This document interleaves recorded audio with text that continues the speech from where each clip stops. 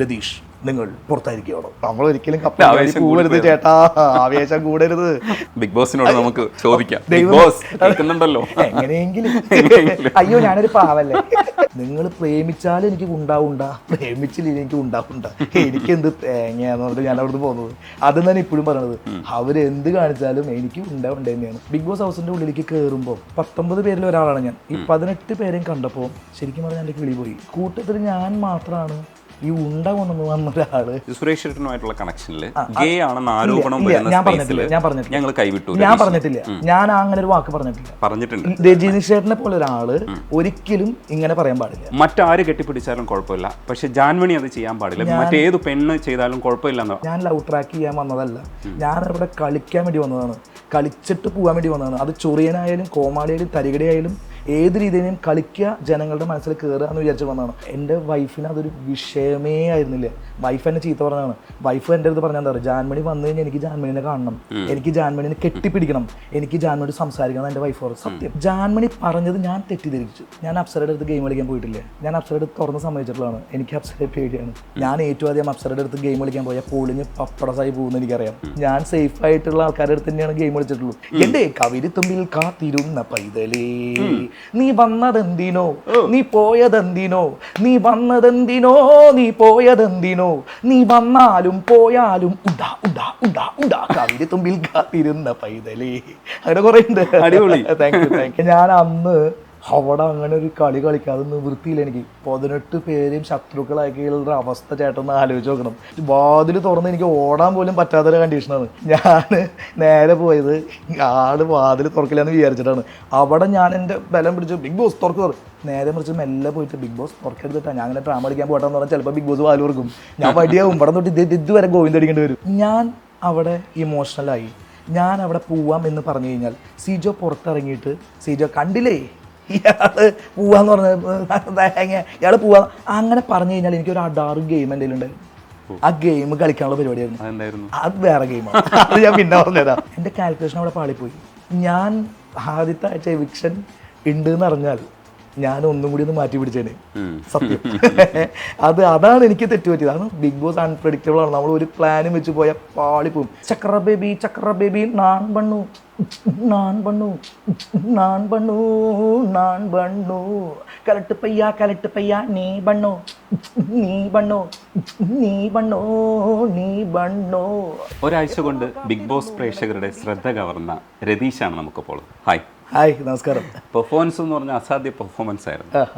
അത് കഴിഞ്ഞിട്ട് ലാലേട്ടൻ ചോദിക്കുന്ന സമയത്ത് പറഞ്ഞത് ഒരാഴ്ച കൂടെ കിട്ടിക്കഴിഞ്ഞാൽ അല്ലെങ്കിൽ കുറച്ചൊരു അവസരവും കൂടെ കിട്ടിക്കഴിഞ്ഞാൽ പൊളിക്കുമെന്നാണ് പറഞ്ഞത്. പക്ഷെ അതോടൊപ്പം ഒരു കാര്യം കൂടെ പറഞ്ഞു, ഇങ്ങനെ ആയിരുന്നില്ല ശരിക്കും വേണ്ടിയിരുന്നത് എന്നുള്ളതാണ് അപ്പോൾ ലാലേട്ടനോട് പറഞ്ഞത്.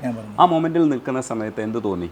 ആ മൊമെന്റിൽ നിൽക്കുന്ന സമയത്ത് എനിക്ക് സത്യം പറഞ്ഞാൽ എലിമിനേറ്റ് ആവുമെന്ന് ഞാൻ വിചാരിച്ചതല്ല. എൻ്റെ ഒരു ഗെയിം പ്ലാൻ എന്ന് പറഞ്ഞു കഴിഞ്ഞാൽ ആദ്യം തന്നെ ഞാൻ ഒരു ഒന്നുമല്ലാതെ പോയ ഒരാളാണ്. ഇപ്പോൾ രജനീഷ് ചേട്ടന് പോലും എന്നെ അറിയില്ല, ഏതാണ് രതീഷ്. ഞാനൊരു ഉണ്ട പാട്ട് പാടിയിട്ട് വന്ന ഒരാളാണ്. അപ്പോൾ ഏതാണ് രതീഷ് എന്ന് അറിയില്ല. നല്ല പാട്ടായിരുന്നു. Thank you. പാടാം. അപ്പോൾ എന്നെ ആർക്കും അറിയില്ല. അപ്പോൾ എന്നെ അറിയാൻ വേണ്ടിയിട്ടായിരിക്കാം, അല്ലെങ്കിൽ ഏഷ്യാനെറ്റ് എന്നെ ഒരുപാട് പ്രൊമോട്ട് ചെയ്തിരുന്നു. അതായത് ഉണ്ട പാട്ട് വെച്ചിട്ടൊക്കെ നന്നായിട്ട് പ്രൊമോട്ട് ചെയ്തിരുന്നു. അങ്ങനെയാണ് കുറച്ച് ആൾക്കാർ ഇങ്ങനെ ഒരാളുണ്ട് എന്നാലും കുറച്ച് ആൾക്കാർക്ക് വിചാരം ഞാൻ നാടകനാണോ, അല്ലെങ്കിൽ വല്ല കാതികനാണോ, അല്ലെങ്കിൽ വല്ല എന്തെങ്കിലും ഒരു പബ്ലിസിറ്റി, അതായത് ഈ ബിഗ് ബോസ് സീസൺ 6 ഒരു പബ്ലിസിറ്റി വേണ്ടി വന്നതാണോ എന്നൊക്കെ വിചാരിച്ചിട്ടൊക്കെ ഇരിക്കണ്ടായിരുന്നു. ഞാനൊരു കണ്ടസ്റ്റൻ്റ് ആണെന്ന് അപ്പോഴും ജനങ്ങൾക്ക് അറിയണ്ടായിരുന്നില്ല. ഞാൻ ബിഗ് ബോസ് ഹൗസിൻ്റെ ഉള്ളിൽ ഇത്രയും വലിയൊരു വാതിലാണ് എനിക്ക് തുറന്നു കിട്ടിയത്. ഭയങ്കര വലിയൊരു വാതിലാണ് തുറന്നു കിട്ടിയത്. ബിഗ് ബോസ് ഹൗസിൻ്റെ ഉള്ളിലേക്ക് കയറുമ്പോൾ ഞാൻ ഈ 19 പേരിൽ ഒരാളാണ് ഞാൻ. ഈ 18 പേരെയും കണ്ടപ്പോൾ ശരിക്കും പറഞ്ഞാൽ എൻ്റെ കിളി പോയി. കാരണം ഈ 18 പേരും ഒന്നിനൊന്ന് മെച്ചമുള്ള ആൾക്കാരാണ്, പ്രശസ്തി ആർജിച്ച ആൾക്കാരാണ്. അതായത് അതിൽ സീരിയൽ ആൾക്കാരുണ്ട്, സീരിയൽ അഭിനയിച്ച ആൾക്കാരുണ്ട്, യൂട്യൂബേഴ്സ് ഉണ്ട്. ഒന്നിലൊന്ന് ഈ വരുന്ന ആൾക്കാരെ മുഴുവൻ ജനങ്ങൾക്ക് പരിചിതമായിട്ടുള്ള ആൾക്കാരാണ്. യൂട്യൂബേഴ്സ് ആണെങ്കിൽ ഒരുപാട് സബ്സ്ക്രൈബേഴ്സ് ഉള്ള ആൾക്കാരാണ്. കൂട്ടത്തിൽ ഞാൻ മാത്രമാണ് ഈ ഉണ്ട കൊണ്ടു വന്ന ഒരാൾ. ഉണ്ട മാത്രമാണ് എൻ്റെ കയ്യിലുള്ളൂ. ഒരു കാവേരിത്തുമ്പിലുള്ള ഒരു ഉണ്ടയുണ്ട്. ഈ ഉണ്ടയും കാവേരിത്തുമ്പിൽ വെച്ച് ഞാൻ എന്ത് ചെയ്യും? ഞാൻ പെട്ടെന്ന് ആകെ ഒരു ബ്ലാങ്ക് ഔട്ടായ പോലെ. പിന്നെ ഞാൻ തീരുമാനിച്ചു, ഇത്രയും വലിയൊരു വാതിൽ ഒരു സാധാരണക്കാരനെ തുറന്നു തന്നതാണ് ബിഗ് ബോസ്. നമുക്ക് കളി തുടങ്ങാം എന്ന് വിചാരിച്ച് ഓരോരുത്തരെയും കണ്ണിൽ നോക്കിയിട്ടാണ് നമ്മൾ കളി തുടങ്ങാൻ വേണ്ടിയിട്ട് നമ്മൾ തീരുമാനിച്ചത്. ഞാൻ ഡേ 1 തൊട്ട് കളി തുടങ്ങിയ ആളാണ്. രജിഷേട്ടൻ കണ്ടിട്ടുണ്ടായിരിക്കും, ആദ്യം മുതൽ തന്നെ കളി തുടങ്ങിയ ആളാണ്. അപ്പോൾ ഫസ്റ്റ് തന്നെ എൻ്റെ കളി ഞാൻ ഗെയിം തുടങ്ങിയത് നമ്മുടെ ജാനുവിനെ വെച്ചിട്ടാണ്. ആ വാഷ് ബേസിൻ്റെ സൈഡിൽ വെച്ചിട്ട് അകത്താറ് ഒരു സൗണ്ട്, ഒരു പെണ്ണിൻ്റെ സൗണ്ടിലായിട്ട് ഞാനാണ് എന്നൊക്കെ പറഞ്ഞിട്ട് പെണ്ണിൻ്റെ സൗണ്ട് വെച്ചിട്ട് അങ്ങനെയാണ് അവിടെ നിന്നാണ് ഞാൻ സ്റ്റാർട്ട് ചെയ്തത് കളി. ഞാൻ മനസ്സിൽ വിചാരിച്ചതെന്ന് വെച്ചാൽ ജനങ്ങളുടെ ഇടയിലേക്ക് ഏത് വിധേനയും കയറി ചെല്ലണം, നെഗറ്റീവ് ഓർ പോസിറ്റീവ്, ഏത് വിധേനയും ജനങ്ങളുടെ ഇടയിലേക്ക് കയറി ചെല്ലണം എന്നുള്ളൊരു സ്ട്രാറ്റജി ആയിരുന്നു എൻ്റെ മനസ്സിലുണ്ടായിരുന്നത്. അതിനുവേണ്ടി ഞാൻ എന്തെങ്കിലും കിട്ടാൻ വേണ്ടി കാത്തിരിക്കുകയായിരുന്നു. എനിക്കറിയാം ഞാൻ ചെറിയ കാര്യങ്ങൾ ഊതിപ്പിച്ച് വലിയ പ്രശ്നങ്ങളാക്കിയിട്ട് വേറൊരാളുടെ തലയിലേക്ക് ഇട്ടിട്ടില്ല. ഒരു പണി ഞാൻ പുറത്തേക്ക് കൊടുത്തിട്ടില്ല, എല്ലാ പണിയും ഞാൻ തന്നെ ഏറ്റെടുത്തിട്ടുള്ളൂ. സ്വയം ഞാൻ ഏറ്റു. ഞാൻ ഉണ്ടാക്കിയ പണികളൊന്നും മറ്റുള്ള തലയിലേക്ക് ഞാൻ വെച്ചിട്ടില്ല. എല്ലാ പണികളും ഞാൻ തന്നെ ഏറ്റെടുത്തിട്ടുള്ളൂ. പക്ഷെ ആ പണികൾ ഉണ്ടാക്കിയതാണ് ഞാൻ. അതിൻ്റെ ഉള്ളിൽ പക്ഷേ ഒരു കാര്യമുണ്ട്. ഇപ്പോൾ ആദ്യത്തെ പണി എന്ന് പറയുന്നത് സിഗരറ്റ് കത്തിക്കാൻ പാടില്ല എന്നൊരു റൂളുണ്ട്.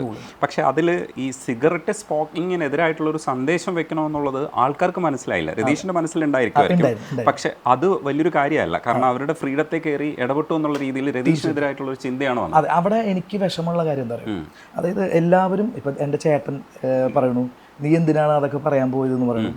അപ്പോൾ എല്ലാവരും ചിന്തിച്ചത് ഞാൻ തല്ലുകൂടിയത് അല്ലെങ്കിൽ ഞാൻ അവിടെ വാക്ക് തർക്കം ജാനുവിൻ്റെ അടുത്ത് ഉണ്ടായത്. ജാനു നല്ലൊരു കുട്ടിയാണ് കേട്ടോ, എൻ്റെ പെങ്ങളെ പോലെയാണ്, അത്രയും ഭയങ്കര ക്ലോസ് ആണ് ഞാനായിട്ട്. ഞാനും ജാനുവും തമ്മിൽ ഒരുപാട് വഴക്കുകൾ ഉണ്ടായിട്ടുണ്ട്. കുറച്ച് കഴിയുമ്പോൾ എൻ്റെ പോലെയാണ്, നമ്മൾ വഴക്ക് കൂടി കഴിഞ്ഞാൽ അത് മറന്നു. കുറച്ച് കഴിയുമ്പോൾ റതീഷട്ടാ എന്ന് പറഞ്ഞിട്ട് എൻ്റെ അടുത്തേക്ക് വരും. ഞാനും ജാനുവായിട്ട് നല്ല കോംബോ ആയിരുന്നു. പക്ഷേ ജനങ്ങൾ എനിക്ക് നേരെ തിരിഞ്ഞു, എനിക്കൊരു നെഗറ്റീവ് സ്പ്രെഡ് ഉണ്ടായി. ഞാനത് ജാനുവിൻ്റെ അടുത്ത് വഴക്ക് കൂടുമ്പോൾ ഒരാഴ്ചത്തെ എൻ്റെ കളി രജനീഷ് ചേട്ടൻ കണ്ടതാണ് അല്ലേ. ഒരാഴ്ചത്തെ എൻ്റെ കളി ഞാൻ വളരെയധികം ഞാൻ ബ്രെയിൻ ഉപയോഗിച്ച് എങ്ങനെയൊക്കെയാണ് മൂവ് ചെയ്യാൻ പറ്റുക ആ രീതിയിലൊക്കെ മൂവ് ചെയ്യുന്നത്. എൻ്റെ ഒരു മനസ്സിൽ ചിന്ത എന്താ വെച്ചാൽ ഞാൻ ചെയ്യുന്നതെല്ലാം ടെലികാസ്റ്റിംഗ് വരണം. സത്യം ഞാൻ അങ്ങനെ വിചാരിച്ച് കളിക്കണ്ടായിരുന്നത്. ഞാൻ ചെയ്യുന്നത് എന്താണെങ്കിലും അത് ഒരാഴ്ച ഞാൻ അവിടെ നിൽക്കുന്നുണ്ടെങ്കിൽ അത് മുഴുവൻ ടെലികാസ്റ്റിംഗ് വരണം എന്ന് വിചാരിച്ച് കളിച്ച ഒരാളാണ് ഞാൻ ചിന്തിച്ച പോലെ തന്നെ നടന്നിട്ടുണ്ടാണെന്ന് എൻ്റെ വിശ്വാസം. ഒരാഴ്ച മുഴുവൻ ഞാൻ തന്നെയായിരുന്നു. അന്ന് ഞാൻ ഈ തല്ലൂട്ടുണ്ടാക്കുമ്പോൾ എനിക്ക് അത് പറയാൻ ആഗ്രഹമില്ല, എന്നാലും ചേട്ടൻ ചോദിച്ചാൽ ഞാൻ പറയണം. അത് സിഗരറ്റ് അവിടെ കത്തിച്ചു, അത് ചെയ്യാൻ പാടില്ലാത്തതാണ്. പക്ഷെ എനിക്ക് ചെന്ന് ലാലേട്ടൻ പറഞ്ഞ പോലെ എനിക്ക് ചെന്ന് ഉപദേശിക്കാം. എനിക്ക് അവിടെ ചെന്നിട്ട് വേണമെങ്കിൽ അങ്ങനെ ചെയ്യാൻ പാടില്ല ജാനു എന്ന് പറഞ്ഞിട്ട് ഉപദേശിക്കാം. പക്ഷേ ഞാൻ അറിയാതെ റീസായി പോയതാണ്. ഞാൻ അറിയാതെ അത് നമ്മളൊരു അടുപ്പ് നമുക്ക് ഭക്ഷണം പാകം ചെയ്യുന്ന ഒരു സംഭവം ഞാൻ അറിയാതെ റീസായിപ്പോൾ എൻ്റെ കയ്യിൽ നിന്ന് അത് പോയതാണ്. പക്ഷെ നിങ്ങൾ ചിന്തിക്കേണ്ട ഒരു വിഷമം എന്ന് വെച്ച് കഴിഞ്ഞാൽ നല്ല കാര്യം ചെയ്തിട്ടല്ല ഞാനവിടെ തല്ലുടിയത്. എൻ്റെ എതിരെ നിൽക്കുന്ന ആള് അത് കത്തിച്ചത്, അത് നിങ്ങളെല്ലാവരും പറയുന്നതാണ്. എന്തിനാ പിന്നെ സ്മോക്കിംഗ് ഇസ് ഇൻഡിവിജ്വൽ ഹെൽത്ത് എന്നൊക്കെ പറഞ്ഞിട്ട് എഴുതി കാണിക്കുന്നുണ്ട്, സിനിമകളിലൊക്കെ അടിയിൽ എഴുതി കാണിക്കുന്നില്ലേ. അപ്പോൾ ഞാൻ പറയുന്നത് ആ കുട്ടി പാചകം ചെയ്തതിനല്ല ഞാൻ ചീത്ത പറഞ്ഞത്, അല്ലെങ്കിൽ നല്ല കാര്യം ചെയ്തതിനല്ല ആ കുട്ടി ചെയ്യാൻ പോകുന്നത്. ഇത് ഞാൻ പറയട്ടെ, അതൊക്കെ എൻ്റെ സ്വാതന്ത്ര്യമാണ്, ഞാൻ എന്ത് ചെയ്യണം എന്നുള്ളത്. ആ കുട്ടിയുടെ സ്വാതന്ത്ര്യമാണ് ആ കുട്ടി എന്ത് ചെയ്യണം എന്നുള്ളത്. അതിനൊന്നും ഞാൻ കൈകടത്തില്ല. പക്ഷേ രണ്ടുപേരുടെ കയ്യിലും തെറ്റുണ്ട് എന്ന് സമ്മതിക്കണം. അതെ, ഓരോ ലെവൽ രതീഷ് മാറ്റി പിടിക്കുമ്പോൾ രതീഷ് ഉദ്ദേശിച്ച ഒരു പോസിറ്റീവ് ആയിട്ടുള്ള ഒരു കാര്യം വന്നിട്ടില്ല. ആര് പറഞ്ഞു ഞാൻ പോസിറ്റീവ് ചിന്തിച്ചെന്ന്? ഞാൻ അവിടെ കണ്ടന്റ് ക്രിയേറ്റ് എനിക്കറിയായിരുന്നു ഹൈലി നെഗറ്റീവാണ് വരിക എന്ന് എനിക്കറിയായിരുന്നു. രജനീഷ് ചേട്ടൻ്റെ സ്നേഹം എനിക്ക് എങ്ങനെ പിടിച്ചു പറ്റാൻ പറ്റുക? രജനീഷ് ചേട്ടൻ കണ്ട ഉടനെ എനിക്ക് സ്നേഹിതനാവാൻ പറ്റില്ല. എന്നാൽ രജനീഷ് ചേട്ടൻ എനിക്ക് കണ്ട ഉടനെ ശത്രുവാകാൻ പറ്റും. ഞാൻ 2 വർത്തമാനം പറഞ്ഞു കഴിഞ്ഞാൽ ഇവൻ ആരടാ അവൻ എന്ന് പറയാൻ നിങ്ങളെ കൊണ്ട് പറയിപ്പിക്കാൻ സാധിക്കും. എൻ്റെ മനസ്സിൽ, ജനങ്ങളുടെ മനസ്സിൽ ഏത് വിധേനയും കയറി ചെല്ലണം. എൻ്റെ ഉണ്ടാന്നുള്ളൊരിതില്ലേ, സത്യം പറഞ്ഞ ഒരു കോമാളിയാണോ അവൻ, ഇവൻ ആരടാന്നൊക്കെ പറഞ്ഞ ആൾക്കാരെ കൊണ്ട് എനിക്ക് മാറ്റി പറയിപ്പിക്കണം. അതിന് വേണ്ടിയിട്ട് ഞാൻ ചെയ്തതാണ്. എനിക്കറിയാം അത് നെഗറ്റീവ് ആവുമെന്ന്. ഞാൻ എൻ്റെ കയ്യിൽ നിന്ന് പോയി ചേട്ടാ, ഞാൻ അങ്ങോട്ട് കത്തി കയറി. ഇത്രയൊന്നും കയറേണ്ട ആവശ്യമില്ല. എൻ്റെ ചേട്ടാ അതാ പറഞ്ഞത്, നിനക്ക് എന്തിന്റെ കേടാ കണ്ണ. അവസാനം ബിഗ് ബോസ് എന്ത് ചെയ്തു? ഉണ്ട വെച്ച് ട്രോള് ചെയ്ത് ആ ഉണ്ടപ്പാട്ട് എനിക്ക് തന്നെ നീ പോയത്, നീ വന്നാലും പോയാലും ഞങ്ങൾക്ക് ഉണ്ടേടാ പോലെയായിരുന്നു. ഞാനൊരു പറയുകയും ചെയ്തു, ഈ പാട്ട് എനിക്ക് തിരിച്ചടിച്ചിരിക്കാന്ന് പറയുകയും ചെയ്തു. അല്ല, അതൊക്കെ ഞാനൊരു സ്പോർട്സ് മാൻ. പക്ഷേ എങ്കിലും അതിനകത്തൊരു പോസിറ്റീവ് ആയിട്ടുള്ള കാര്യം, ഇപ്പൊ ഞാൻ ഉൾപ്പെടെയുള്ള ആൾക്കാർ 2-3 പ്രാവശ്യമെങ്കിലും ആ ദിവസങ്ങളിൽ ഈ പാട്ട് പാടി. പൈതലേ, എന്റെ കവിരിത്തുമ്പിൽ കാത്തിരുന്ന പൈതലേ, നീ വന്നതെന്തിനോ, നീ പോയതെന്തിനോ, നീ വന്നതെന്തിനോ, നീ പോയതെന്തിനോ, നീ വന്നാലും പോയാലും ഉണ്ടാ ഉണ്ടാ ഉണ്ടാ ഉണ്ടാ കവിരിത്തുമ്പിൽ കാത്തിരുന്ന പൈതലേ. അങ്ങനെ കുറെ ഉണ്ട്. അടിപൊളി. Thank you. പാട്ട് നല്ല രസമാണ്. ഈ പാട്ട് ഞാൻ എഴുതിയിട്ടില്ല കേട്ടോ, ഇത് ഉണ്ടാക്കിയതല്ല, ഞാൻ ഉണ്ടാക്കിയതാണ്. അതെ, ഉണ്ടാക്കിയതാണ്.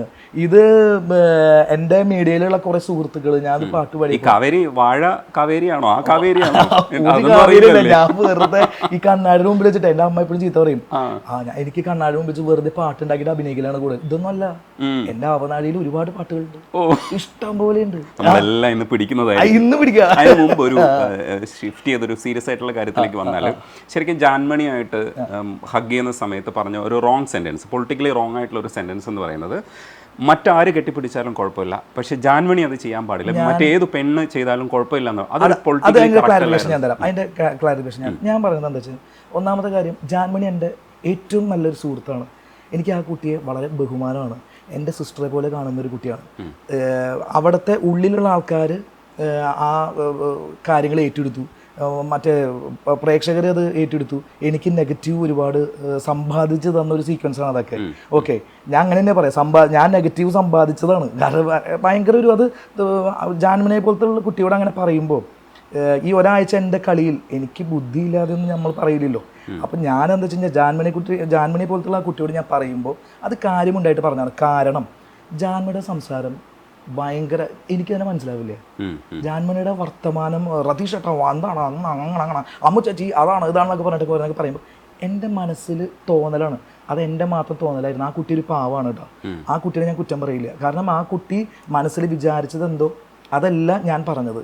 ഞാൻ വിചാരിച്ചത് ആ കുട്ടിയുടെ സംസാരം കേട്ടിട്ട് ഇതൊരു ലവ് ട്രാക്കിലേക്കാണോ പോകുന്നത്, എനിക്കൊരു ഡൗട്ട് വന്നു. അതായത് ആ കുട്ടി എൻ്റെ അടുത്ത് ഇടയ്ക്കിടയ്ക്ക് വരും, സംസാരിക്കും, അമ്മു ചേച്ചി എന്ന് പറഞ്ഞിട്ട് സംസാരിക്കും, പിന്നെ രതീഷേട്ട അതാണ് ഇതാണ് എൻ്റെ അങ്ങനെയൊക്കെ പറഞ്ഞിട്ടുള്ള സംസാരങ്ങളൊക്കെ അവിടെ നടന്നിട്ടുണ്ട്. അപ്പം ഞാൻ വിചാരിച്ചത്, എൻ്റെ തെറ്റിദ്ധാരണ മാത്രമാണ്, ഞാൻ വിചാരിച്ചത് ജാൻമണി ലവ് ട്രാക്കിലേക്ക് പോവുകയാണോ, അത് പോയി കഴിഞ്ഞാൽ അതെനിക്ക് ശരിയാവില്ല. ഞാൻ ലവ് ട്രാക്ക് ചെയ്യാൻ വന്നതല്ല, ഞാൻ ഇവിടെ കളിക്കാൻ വേണ്ടി വന്നതാണ്, കളിച്ചിട്ട് പോകാൻ വേണ്ടി വന്നതാണ്. അത് ചൊറിയനായാലും കോമാളിയായാലും തരികടയായാലും ഏത് രീതിയിലും കളിക്കുക, ജനങ്ങളുടെ മനസ്സിൽ കയറുക എന്ന് വിചാരിച്ച് വന്നതാണ്. ലവ് ട്രാക്ക് എനിക്ക് ഇഷ്ടമില്ലാത്തൊരു കാര്യമാണ്. ജാൻമണി പറഞ്ഞത് ഞാൻ തെറ്റിദ്ധരിച്ചു, മുമ്പേ പറഞ്ഞ കാര്യങ്ങൾ ഞാൻ തെറ്റിദ്ധരിച്ചു. അതായത് ഇത് ലവ് ട്രാക്ക് പറഞ്ഞിട്ട് ഇങ്ങനെ കെട്ടിപ്പിടിച്ചതാണോ, അപ്പോൾ ജനങ്ങൾ എന്ത് വിചാരിക്കും, അല്ലെങ്കിൽ എൻ്റെ സത്യം പറയാം എൻ്റെ വീട്ടുകാർ എന്ത് വിചാരിക്കും, അങ്ങനെയൊക്കെ വിചാരിച്ച് ഞാൻ തെറ്റിദ്ധരിച്ചാണ്. ആ കുട്ടി മനസ്സിലാണ് സഹോദരനെ പോലെ കണ്ടിരിക്കുന്നത് കേട്ടോ. നിങ്ങളെല്ലാവരും മറ്റുള്ള ആൾക്കാരോട് പറഞ്ഞാൽ എന്താ, ചേട്ടാ അത് കേട്ടിട്ടുണ്ടാവും, ചേട്ടാ കേട്ടിട്ടുണ്ട്, നിങ്ങളെല്ലാവരും കെട്ടിപ്പിടിച്ചുകൊണ്ട് എനിക്ക് കുഴപ്പമില്ല, കാരണം നിങ്ങൾ എന്നെ സഹോദരനെ പോലെയാണ് കാണുന്നത്. ജാൻമണി പറഞ്ഞ രീതി വെച്ചിട്ട് ജാൻമണി എന്നെ ഒരു ഹഗ് ചെയ്യുമ്പോൾ എനിക്ക് വേറെ ട്രാക്കിലേക്ക് പോവുകയാണോ എന്ന് എനിക്ക് തോന്നുന്നു പറഞ്ഞു. പക്ഷേ അവിടെയാണ് ജാൻമണിക്ക് ഞാനൊരു സല്യൂട്ട് കൊടുക്കുക. അപ്പം തന്നെ ആ കുട്ടി എൻ്റെ അടുത്ത് വന്നു, ചേട്ടനെ സഹോദരനെ പോലെയാണ് കണ്ടിട്ടുള്ളത് രതീഷ് ചേട്ടൻ്റെ സഹോദരനാണ്. അപ്പം തന്നെ ഞാൻ ജാൻമണിയോട് പറഞ്ഞത് കേട്ടില്ലേ, ഇനി എല്ലാ ദിവസവും വന്നിട്ട് എന്നെ ഹഗ് ചെയ്യണം, എല്ലാ ദിവസവും ഹഗ് ചെയ്യണം എന്ന്. പിറ്റേ ദിവസം ജാൻമണി എന്നെ ഹഗ് ചെയ്തില്ല. ഞാൻ പറഞ്ഞു, ജാൻമണി എന്നെ ഇന്നലെ ഇങ്ങനെ ഹഗ് ചെയ്തേ അതേപോലെ ഹഗ് ചെയ്യണം.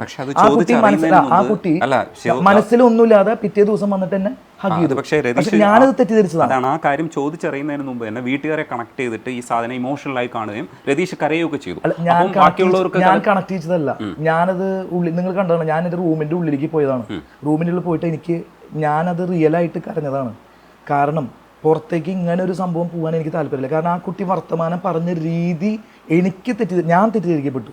ലവ് ട്രാക്കിലാണോ പോകുന്നത്, കാരണം അങ്ങനെയാണ് ഇടയ്ക്കിടയ്ക്ക് അമ്മു ചേച്ചി എന്ന് പറഞ്ഞിട്ട് സംസാരിക്കാറുണ്ട്. അവള് അപ്പോൾ എൻ്റെ വൈഫിന് അതൊരു വിഷയമേ ആയിരുന്നില്ല. വൈഫ് എന്നെ ചീത്ത പറഞ്ഞതാണ്. വൈഫ് എൻ്റെ അടുത്ത് പറഞ്ഞാൽ എന്താ പറയുക, ജാൻമണി വന്നു കഴിഞ്ഞാൽ എനിക്ക് ജാൻമണിനെ കാണണം, എനിക്ക് ജാൻമണിനെ കെട്ടിപ്പിടിക്കണം, എനിക്ക് ജാൻമണിയോട് സംസാരിക്കണം. എൻ്റെ വൈഫ് പറഞ്ഞു. സത്യം, എൻ്റെ മക്കളാണ് സത്യം, എൻ്റെ വൈഫ് പറഞ്ഞാണ്. കാരണം എന്താ പുറത്തുള്ള വിചാരം രതീഷിന് വിചാരിക്കാൻ പറ്റിയില്ല. അതാണ് അവിടെ ബ്രെയിൻ ഇങ്ങനെ വർക്ക് ചെയ്യുന്നത്. അത് എനിക്ക് ഞാൻ തെറ്റിദ്ധരിക്കപ്പെട്ടു. ഞാൻ ജാൻമണിയുടെ ആ കുട്ടി ഒരു പാവമാണ്, കുട്ടിയുടെ വർത്തമാനം നമുക്ക് മനസ്സിലാവുന്നില്ല. അങ്ങനെ ഒരു കാര്യമുണ്ട്. ആ കുട്ടി പറഞ്ഞ രീതി ഇതിലേക്കാണോ നീങ്ങണേന്ന് വിചാരിച്ചിട്ടാണ് ഞാൻ അങ്ങനെ പറഞ്ഞത്. അത് കഴിഞ്ഞതിന് ശേഷം ഞാൻ വരുമ്പോൾ ജാൻമണിനെ ഹഗ് ചെയ്തിട്ടാണ് വന്നത്. രതീഷേട്ടൻ കണ്ടു, ഞാൻ വരുമ്പോൾ ജാൻമണി ഹഗ് ചെയ്തപ്പോൾ ജാൻമണി പറഞ്ഞൊരു കാര്യമുണ്ട്, റതീഷേട്ടൻ പോവില്ല, റതീഷേട്ടൻ തിരിച്ചു വരും, റതീഷേട്ടാ എന്നാ പറഞ്ഞത്. നല്ല കുട്ടിയാണ്. അത് ജാൻമണി വിട്ടു, ഞാൻ വിട്ടു. പക്ഷെ അതിനുള്ള വീടിൻ്റെ ഉള്ളിലുള്ള ആൾക്കാർ വിടാൻ തയ്യാറല്ല. അവർക്ക് എന്നിൽ ഒരു അസ്ത്രം വഹിക്കാൻ കിട്ടിയ ഒരു സാധനമാണ്. ഞാൻ പറയാം, ഞാൻ അവരെ കുറ്റം പറയില്ല. ഞങ്ങളെല്ലാവരും ഗെയിമേഴ്സാണ്. അതിൻ്റെ ഉള്ളിൽ വലിയ കാര്യങ്ങളൊന്നും കിട്ടില്ല, ചെറിയ കാര്യങ്ങൾ കിട്ടും. ഒരു കാര്യം കിട്ടി കഴിഞ്ഞാൽ എൻ്റെ ക്യാരക്ടർ എങ്ങനെയാ വെച്ച് കഴിഞ്ഞാൽ, ഞാൻ ഒരു കാര്യം കിട്ടിയാൽ അതുമ്പോൾ പിടിച്ചു തൂങ്ങില്ല. രജനീഷ് ചേട്ടൻ ബിഗ് ബോസിൽ വന്നിട്ടുണ്ടെങ്കിൽ രജനീഷ് ചേട്ടൻ്റെ അടുത്ത് എന്തെങ്കിലും ഒരു ഗെയിം വല്ലവരും പ്രയോഗിച്ച് രജനീഷ് ചേട്ടൻ ആ ഗെയിമിൽ പെട്ടുവെന്ന് വിചാരിക്കാം, അത് അന്നത്തെ ദിവസം കൊണ്ട് അത് തീർന്നു. പിന്നെ ഞാൻ അത് പറഞ്ഞ് ട്രിഗർ ചെയ്യാൻ ഞാൻ വരില്ല. കാരണം എനിക്ക് വേറെ കളികൾ ഇഷ്ടം പോലെ ഉണ്ട്. ഞാൻ പറഞ്ഞില്ല, എൻ്റെ ആവനാഴിൽ ഇഷ്ടംപോലെ ഗെയിം ഇരിക്കുകയാണ്. പക്ഷേ അവിടെയാണ് ഒരു ഫോൾട്ട് രതീഷ് പറ്റിയതായിട്ട് എനിക്ക് തോന്നുന്നത്. കാരണം എന്ന് വെച്ചാൽ സ്വന്തമായിട്ട് തന്നെ ജനറേറ്റ് ചെയ്യുന്നുണ്ട് കാര്യങ്ങൾ. പക്ഷേ ഈ കണ്ടന്റ് ജനറേഷൻ്റെ ഭാഗമായിട്ട് വീഴ്ചകൾ വരുന്നത് കൃത്യമായി മോണിറ്റർ ചെയ്യാനുള്ള സമയം എടുത്തില്ല. അത് ഇരുന്ന് ബ്രീത്ത് ചെയ്ത് ആലോചിച്ച്, ബാക്കി എല്ലാവരും ഇരുന്ന് ബ്രീത്ത് ചെയ്ത് ആലോചിക്കുന്നുണ്ട്. പിന്നെ രണ്ടാമത് എനിക്കൊരു ഫോൾട്ടായിട്ട് ബിഗ് ബോസ് കണ്ടതായിട്ട് എനിക്ക് തോന്നിയിട്ടുള്ളത്, എല്ലാവരുടെയും പേഴ്സണൽ സ്പേസസിൽ ഉണ്ടാവാൻ സാധ്യതയുള്ള കുറേ കണ്ടന്റുകളെ രതീഷ് പോയിട്ട് സ്വന്തം കണ്ടന്റാക്കി മാറ്റാൻ ശ്രമിക്കുന്നതിൻ്റെ ഇടയിൽ ബിഗ് ബോസിൻ്റെ കണ്ടന്റുകൾ നഷ്ടപ്പെടുന്നുണ്ട്. അപ്പോൾ ബിഗ് ബോസിന് സ്വാഭാവികമായിട്ട് ഉണ്ടാവേണ്ട കുറെ കണ്ടന്റുകൾ നഷ്ടപ്പെടുന്നുണ്ട്. അവിടെ എല്ലാം പോയിട്ട് ഇടപെടുന്നത്. ബിഗ് ബോസ് സ്വാഭാവികമായിട്ട്, അതായത് ഇപ്പോൾ രതീഷ് എല്ലായിടത്തും ഓടിയെത്തും. ഞാൻ പറഞ്ഞത് ബിഗ് ബോസ് ഒരു സ്ക്രിപ്റ്റ് ഷോ അല്ല. അതല്ല ഞാൻ പറയുന്നത്, രജനീഷ് ചേട്ടൻ പറയുമ്പോൾ ജനറേറ്റ് ആവാൻ സാധ്യതയുള്ള ചില ബിഗ് ബോസ്. ഞാൻ പറയട്ടെ, ബിഗ് ബോസ് പറഞ്ഞ ഷോ എന്ന് പറഞ്ഞാൽ ഞാൻ ഇപ്പോഴും അത്ഭുതപ്പെട്ട് നോക്കുന്ന ഷോ ആണ്. ഞാൻ അതിൻ്റെ ഉള്ളിൽ പോയ ഒരു സാധാരണക്കാരനാണ്. ഈ കോടികൾ ചെലവാക്കിയിട്ട് ഇത്രയും വലിയൊരു പ്രോഗ്രാം അവർ നടത്തുമ്പോൾ ഈ 19 പേരെയും വിശ്വസിച്ചിട്ടാണ് അവർ ആ പ്രോഗ്രാം നടത്തുന്നത്. 19 പേരെയും അവർ ഭയങ്കരമായിട്ട് വിശ്വസിച്ച് ഉള്ളിലേക്ക് ഇറക്കി വിടുകയാണ്. നമ്മൾ ഉണ്ടാക്കുന്നതാണ് അവർ എഡിറ്റ് ചെയ്തിരുന്നത്. നമ്മൾ ഉണ്ടാക്കിയാലേ പറ്റുള്ളൂ. നമ്മൾ തന്നെ ഉണ്ടാക്കണം. ഇപ്പോൾ നമ്മൾ 19 പേരിൽ ഏതെങ്കിലും ഒരാൾ ഉണ്ടാക്കണം. ഒരാളല്ല, സോറി, എല്ലാവരും ഉണ്ടാക്കണം. 19 പേര്. ഞാൻ പറയട്ടെ, 250 ക്യാമറകളുണ്ട് അവിടെ. ഒരു രതീഷ് മാത്രമല്ല അവിടെ പോയത്, 19 പേരും പോയതാണ്. 19 പേര് എന്നെ പോലെ ചിന്തിച്ചാൽ നിങ്ങൾക്ക് സമയം ഉണ്ടാവൂ. കണ്ടന്റിന്റെ പെരുമൊഴിയായിരിക്കും അതിൻ്റെ ഉള്ളിൽ. ബിഗ് ബോസ് ഒരു കണ്ടന്റ് ഉണ്ടാക്കാൻ ഞങ്ങളുടെ അടുത്ത് പറഞ്ഞിട്ടില്ല. ബിഗ് ബോസ് ഒരു ഇൻസ്ട്രക്ഷനും എനിക്ക് തന്നിട്ടില്ല, ഒരു ഇൻസ്ട്രക്ഷനും. അതിൻ്റെ ഉള്ളിൽ ഒന്നും പറഞ്ഞില്ല. ഓഡിഷൻസ്, ഇഷ്ടംപോലെ ഓഡിഷൻസ് ഉണ്ടായിരുന്നു. എല്ലാം കഴിഞ്ഞ് കുറേ കടമ്പകൾ കഴിഞ്ഞിട്ടാണ് ഇത്രയും വലിയൊരു വാതിൽ എൻ്റെ മുമ്പിൽ തുറന്നു കിട്ടുന്നത്. ഒരു സാധാരണക്കാരനെ അത് മാറ്റിപ്പിടിക്കൽ എന്ന് പറഞ്ഞ ടാഗ് ഉണ്ട്. ആ ടാഗിന്റെ ഒരൊറ്റ ബലത്തിലാണ് എനിക്ക് കിട്ടിയത്. എന്നെ മാറ്റി പിടിച്ചതാ. അല്ലാതെ എനിക്ക് എന്നൊക്കെ ഇങ്ങനെ ചേട്ടാ കിട്ടുക. എനിക്ക് ഞാനെന്നെ കിട്ടിയിട്ട് ഞാൻ വന്ന് പറഞ്ഞു, അമ്മു എനിക്ക് കിട്ടിയിട്ടുണ്ട്. അപ്പൊ അമ്മു പറഞ്ഞത്, പകർന്ന് കണ്ണേട്ടന് കിട്ടുന്നത് വെറുതെ കിട്ടിയിട്ട് എനിക്ക്. അപ്പൊ അവള് വിശ്വസിക്കുന്നില്ല. അമ്മയുടെ അടുത്ത് പറഞ്ഞു. അപ്പൊ അമ്മ പറയാ, കണ്ണാ ശരി എന്ന് പറഞ്ഞിട്ട് ഇവർക്ക് ആർക്കും ഒരു വിലയില്ല. ഇവര് കിട്ടിയെന്ന് വിശ്വസിക്കുന്നില്ല. ഞാൻ എന്നിട്ട് അച്ഛനോട് ഞാൻ പറഞ്ഞില്ലേ, അച്ഛൻ എന്താ വെച്ച് കഴിഞ്ഞാലേ അച്ഛന് മനസ്സിലൊന്നും ഇരിക്കില്ല. അവര് പറഞ്ഞിരിക്കുന്ന ആരോടും പറയാൻ പാടില്ല എന്ന് പറഞ്ഞിരിക്കുന്നത്. അച്ഛനോട് എനിക്ക് കിട്ടിയ കാര്യം അച്ഛനോട് ഞാൻ തലേ ദിവസം തോന്നുന്നുണ്ട് എൻ്റെ അച്ഛനോട് പറഞ്ഞത്. അപ്പൊ അച്ഛൻ, മോഹൻലാലിന്റെ ഷോല നിനക്കാ, സത്യമാണ് അത്, വല്ല തട്ടിപ്പാണ് അത് കണ്ണാ? അങ്ങനെയൊക്കെയാണ്. അത്രയും സാധാരണ ആൾക്കാരാണ്. അപ്പോൾ ഞാൻ അമ്മയുടെ അടുത്തും അവരുടെ അടുത്ത് പറയുമ്പോൾ അവര് വരെ വിശ്വസിച്ചില്ല. ആ സ്പേസ് ആണ് നമുക്ക്. അപ്പൊ ഞാൻ പറഞ്ഞു വന്നെന്താ വെച്ചാൽ, 19 പേര് എന്നെ പോലെ ചിന്തിച്ചാൽ, ഇപ്പോൾ അവിടെ കുറേ ആൾക്കാർ പറഞ്ഞു, ഞാൻ ഇപ്പോൾ ചേട്ടൻ തന്നെ പറഞ്ഞു, മറ്റുള്ള സ്ക്രീൻ സ്പേസ് ഞാൻ തെറ്റി. അവിടെ ഒരാൾക്ക് സ്ക്രീൻ സ്പേസ് ഇല്ല. അത് നിങ്ങൾ മനസ്സിലാക്കണം. ഒരാൾക്ക് സ്ക്രീൻ സ്പേസ് ഇല്ല. നമ്മുടെ സ്ക്രീൻ സ്പേസ് നമ്മൾ ഉണ്ടാക്കണം. ഇനി 19 പേരും 19 മുക്കിലിരുന്നിട്ട് ഞാൻ ഒരാൾ ഇപ്പോൾ രജനീഷ് ചേട്ടൻ്റെ അടുത്ത് സംസാരിക്കുമ്പോൾ ഞാൻ ഇവിടെ ഇരുന്ന് സംസാരിക്കുന്നു, ഞാൻ കണ്ടന്റ് ഉണ്ടാക്കിയിട്ടാണ് സംസാരിക്കുന്നത്. എനിക്ക് ഉറപ്പില്ല നമ്മൾ കോൺവെർസേഷൻ ടി വിയിൽ വരുന്നു. ഞാൻ ഇവിടെ ഗെയിം കളിക്കുമ്പോൾ അടാറ് ഗെയിം അപ്പുറത്ത് നടക്കുന്നുണ്ടായിരിക്കാം. അപ്പുറത്ത് ഭയങ്കര ഗെയിമാവും നടക്കണ്ടാവുക. അപ്പം എനിക്ക് എങ്ങനെ അറിയാം? അപ്പോൾ ബിഗ് ബോസ് ഒരു പേഴ്സണൽ സ്പേസ് ഒരാൾക്കും കൊടുത്തിട്ടില്ല. ഈ 250 ക്യാമറയും 19 പേരുടെയാണ്. പിന്നെ അവിടെയുള്ള ആൾക്കാർ പറയുന്നു ഞാൻ കാരണം ഗെയിം കളിക്കുന്നു. ഞാനെന്ത് ചെയ്യും ചേട്ടൻ ആലോചിക്കും. ഞാൻ കാരണം ഗെയിം കളിക്കില്ല എന്ന് പറഞ്ഞാൽ, അല്ല വേറെ കാര്യം ഉണ്ട് കേട്ടോ, അത് അവര് ഗെയിം കളിക്കുന്നതാണ്. അതും ഞാൻ അവരൊരിക്കലും കുറ്റം പറയില്ല. കാരണം അതും ഗെയിമാണ്. ഞാൻ കാരണം ഗെയിം കളിക്കണില്ല എന്ന് പറഞ്ഞാൽ അത് അവരുടെ ഒരു ഗെയിമാണ്. അത് ജനങ്ങളിലേക്ക് എത്തിക്കുന്നു, അല്ലെങ്കിൽ ബിഗ് ബോസിനെ എത്തിക്കണം. ഞാൻ അവരെല്ലാവരും ഗെയിമേഴ്സാണ്. ഞാൻ എപ്പോഴും പറയണു, ഈ 19 പേരും കഴിവുള്ള ആൾക്കാരാണ്. ഞാനടക്കമുള്ള ആൾക്കാർ 19 പേരും. എൻ്റെ ഒരു പ്രശ്നം എന്ന് വെച്ചാൽ, ഞാൻ ഫാസ്റ്റ് ഗെയിമറാണ്. എൻ്റെ ഓരോ നീക്കങ്ങൾ ഫാസ്റ്റാണ്. കാരണം എനിക്കറിയാം എനിക്ക് സമയം കുറവാണ്. പോകാൻ സാധ്യത. ഫാസ്റ്റ്നെസിന്റെ കാര്യം കൊണ്ട് സംഭവിച്ച ഒരു കാര്യം കൂടെ ഉള്ളത്, സുരേഷ് ചേട്ടനുമായിട്ടുള്ള കണക്ഷനിൽ ഗേ ആണെന്ന് ആരോപണം ഞങ്ങൾ കൈവിട്ടു. ഞാൻ പറഞ്ഞിട്ടില്ല. ഞാൻ അങ്ങനെ ഒരു വാക്ക് പറഞ്ഞിട്ടുണ്ട്. ഞാൻ പറഞ്ഞിട്ടില്ല. എൻ്റെ വായിൽ നിന്ന് അങ്ങനെ ഒരു വാക്ക് വന്നിട്ടില്ല. അത് വേറൊരു കുട്ടിയാണ് അത് പറഞ്ഞത്. അങ്ങനെ പറഞ്ഞത് ഞാൻ ആ പദം ഉപയോഗിച്ചിട്ടില്ല. അത് ചേട്ടൻ ഇല്ല, ഞാൻ പറഞ്ഞിട്ടില്ല. ഞാൻ ആ ഒരു പദം വെച്ചിട്ട് ഞാൻ പറഞ്ഞിട്ടില്ല. പിന്നെ അതൊരു ഗെയിം. ആ ഗെയിം മുഴുവൻ ഞാൻ അവിടെ വിട്ടുപോയി. സുരേഷ് ചേട്ടനൊക്കെ നല്ല നല്ല മനുഷ്യനാണ്. എന്നെ ഭയങ്കര ഇഷ്ടമാണ് സുരേഷ് ചേട്ടന്. സുരേഷ് ചേട്ടൻ ഇറങ്ങിയതിന് ശേഷം പറഞ്ഞത് എന്താ, എനിക്ക് സിനിമയിൽ ചാൻസ് കിട്ടാൻ സാധ്യതയുണ്ട്, നല്ല പോലീസ് വേഷങ്ങൾ കിട്ടാൻ സാധ്യതയുണ്ട്. രതീഷ് നല്ലൊരു ഗെയിമറാണ്. രതീഷ് വൈൽഡ് കാർഡ് എൻട്രിയിലൊക്കെ പോകുമ്പോൾ അവിടെ ഒരു ഓളുണ്ടാവും. അവിടെ ഒരു ഓളിയും ബഹളൊക്കെ വേണം. രതീഷിനെ പോലത്തെ ആൾ വൈൽഡ് കാർഡ് എൻട്രി പോകണം എന്നാണ് പറഞ്ഞത്. പിന്നെ സുരേഷ് ചേട്ടൻ ഗെയിമറാണ്. ഏത് വിധേന എനിക്ക് സുരേഷ് ചേട്ടൻ ഒരു വിരോധമില്ല. സുരേഷ് ചേട്ടൻ എന്നോടും ഞാൻ കൈ കൊടുത്തിട്ടാണ് പോകുന്നത്. പിന്നെ ഞാൻ അങ്ങനെ ഒരു പദം ഉപയോഗിച്ചിട്ടില്ല. അത് രജനീഷ് ചേട്ടൻ അത് തീർച്ചയായിട്ടും കാണണം. കാരണം രജനീഷ് ചേട്ടനെ രജനീഷ് ചേട്ടനെ പോലത്തെ ഒരാള്, ഞാൻ പറഞ്ഞത് രജനീഷ് ചേട്ടനെ പോലെ ഒരാള് ഒരിക്കലും ഇങ്ങനെ പറയാൻ പാടില്ല. കാരണം അങ്ങനെ ഒരു പദം ഞാൻ ഉപയോഗിച്ചിട്ടില്ല, അങ്ങനെ ഒരു വാക്ക് ഞാൻ ഉപയോഗിച്ചിട്ടില്ല. വേറെ രീതിയിലൊക്കെ അവരെന്നെ വളച്ചൊടിച്ച പോലെ ഞാനും വളച്ചൊടിച്ചിട്ടുണ്ടായിരിക്കും വേറെ രീതിയിലൊക്കെ. അങ്ങനെ ഒരു പദം രതീഷ് കുമാർ ഉപയോഗിച്ചിട്ടില്ല. അങ്ങനെ ഒരു പദം രതീഷ് കുമാർ ഉപയോഗിച്ചിട്ടുണ്ടെങ്കിൽ നമുക്ക് ഇനിയും വീണ്ടും ഇരിക്കാം അതിനെ കുറിച്ചിട്ട്. ഞാൻ ചലഞ്ച് ചെയ്യാണ്, ഞാൻ അങ്ങനെ വാക്ക് ഉപയോഗിച്ചു. പക്ഷേ നിങ്ങളുടെ ഒരു പോസിറ്റീവ് ആയിട്ടുള്ള കാര്യം എന്ന് വെച്ചാൽ ഇതൊക്കെ സംഭവിച്ചപ്പോഴും ആ ഓളം ഉണ്ടാക്കിയിട്ട് തിരിച്ചിറങ്ങുമ്പോഴും പാട്ട് പാടിക്കൊണ്ടാണ് ഇറങ്ങുന്നത്. എൻ്റെ കണ്ണിൽ നിന്ന് ഒരു കണ്ണുനീര് വന്നിട്ടില്ല. ചേട്ടൻ ശ്രദ്ധിച്ചോ? എൻ്റെ കണ്ണിൽ നിന്ന് ഒരു കണ്ണുനീര് വന്നിട്ടില്ല.